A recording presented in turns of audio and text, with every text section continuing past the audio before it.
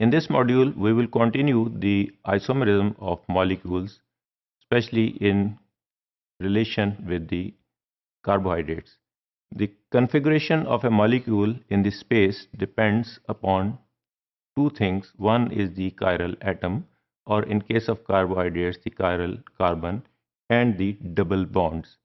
The chiral atom, as we have already discussed, is that particular atom which has four different substituent groups or atoms. For example, अगर इसमें चारों different होंगे तो उनकी space में configuration different होगी. अगर दो एक जैसे होंगे तो वो रोटेटेबल होंगे और उसकी कन्फिगरेशन चेंजेबल होगी.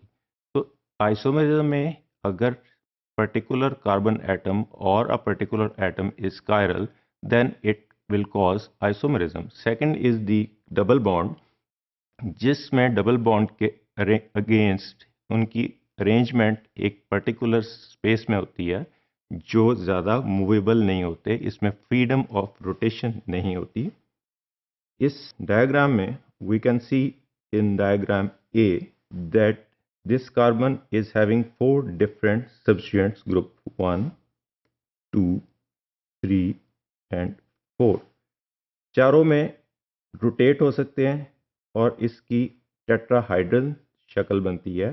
टेट्राहाइड्रन is that particular shape in which चारों तरफ से, if we see on four different angles, four different triangles are seen. इसमें फ्रीडम ऑफ मूवमेंट्स रोटेशनल जो है वो बहुत ज़्यादा है. इसी तरह इन फिगर बी, जिसमें इथेन मॉलिक्यूल है, एक कार्बन के साथ तीन हाइड्रोजन अटैच हैं, सेकंड कार्बन के साथ भी तीन हाइड्रोजन अटैच हैं, and both the carbon atoms are attached with each other with a single bond. So there is a rotation of freedom और freedom of movement is sufficient. In figure C, we can see that carbon 1 and carbon 2 are attached with each other by means of a double bond. ये double bond जो है इसमें rotation के chances बहुत कम है और इसमें मूवमेंट नहीं हो सकती. इसी तरह ये कार्बन एटम 1 और 2 जो है दे आर कायरल एटम्स. इसमें 1 में भी डबल बॉन्ड के साथ एक कार्बन अटैच है और A and B and X and Y चार डिफरेंट किस्म के सब्स्टिट्यूएंट ग्रुप्स अटैच्ड हैं. कार्बन एटम नंबर 1 पे ए और बी है, जबकि 2 पे सी, एक्स और वाई है. इसकी वजह से दोनों की कन्फिगरेशन डिफरेंट है जो चेंज नहीं हो सकती. इसकी स्पेस में एक पर्टिकुलर कन्फिगरेशन है जो चेंजेबल नहीं है and it forms a particular type of isomer. This is the structure of malic acid and fumaric acid. As we have discussed in the last module that cis and trans or the isomer geometric isomer, which is a form of a stereoisomer. So this is a form of stereoisomer. Malic acid mein we can see that there is a double bond between two carbon atoms. Similarly, in the fumaric acid, there is a double bond between two carbon atoms. लेकिन इसकी configuration in space, which can be seen from this figure and from this figure, is absolutely different from each other. So they are stereospecific. इसका मतलब है कि space में इनकी configuration changeable नहीं है क्योंकि डबल बॉन्ड पे रोटेशन का चांसेस नहीं होते. जब तक ये डबल बॉन्ड ब्रेक नहीं होगा ये रोटेशन नहीं हो सकेगी. सिस एंड ट्रांस इसलिए कहते हैं कि सिस अगर इस डबल बॉन्ड की सब्स्टिट्यूएंट एटम्स एक तरफ पे हों लाइक H और कार्बोक्सिल ग्रुप, तो this is called cis molecule, and if the configuration is on the opposite side of the double bond as seen in this fumaric acid molecule, इस case में क्या होगा कि एक हाइड्रोजन एटम एक side पे है और दूसरा हाइड्रोजन एटम दूसरी साइड पे है. Secondly, they are stereo specific.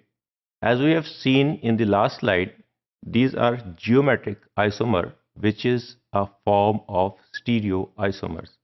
They differ in arrangement of their substituent groups with respect to the non-rotating double bond.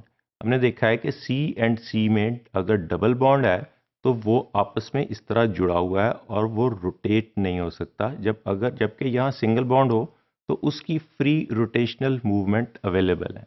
तो जब भी हमने एक सिस को ट्रांस में कन्वर्ट करना है तो इसका जब तक हम डबल बॉन्ड ब्रेक नहीं करेंगे it cannot be change into its different form. इसी तरह स्टीरियो स्पेसिफिक प्रोटीन्स हैं जो एंजाइम्स हैं, and these enzymes are induce fit. एक एंजाइम अगर बना हुआ है for fumaric acid it cannot be fitted into a malic acid. The identifying characteristic of configurational isomers is that they cannot be interconverted without breaking temporarily a covalent bond, which is in this case is a double bond between carbon and carbon atom. The configurations of malic acid and its isomer fumaric acid, these compounds are geometric or cis and trans isomers. सिस हमने बोला था इसलिए है कि अगर double bond के एक ही तरफ सब्स्टिट्यूएंट एटम है, फॉर एग्जांपल OH एक तरफ है और COOH एक तरफ है तो ये सिस कहलाएगा। अगर एक तरफ COOH है और दूसरी तरफ डबल बॉन्ड के COOH दूसरी तरफ चला जाता है, ऑपोजिट साइड पे है, तो ये ट्रांस कहलाएगा। They differ in arrangements of their substituents group. इसका ये मतलब है कि सब्स्टिट्यूएंट्स ग्रुप क्या डिफरेंस है दोनों में।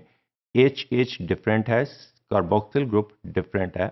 अगर सिमिलर प्लेन पे है तो ये सिस कहलाएगा, अगर ऑपोजिट प्लेन पे है तो ये ट्रांस कहलाएगा। और ये डबल बॉन्ड जो है इसमें हमने देखा कि रोटेशन पॉसिबल नहीं है।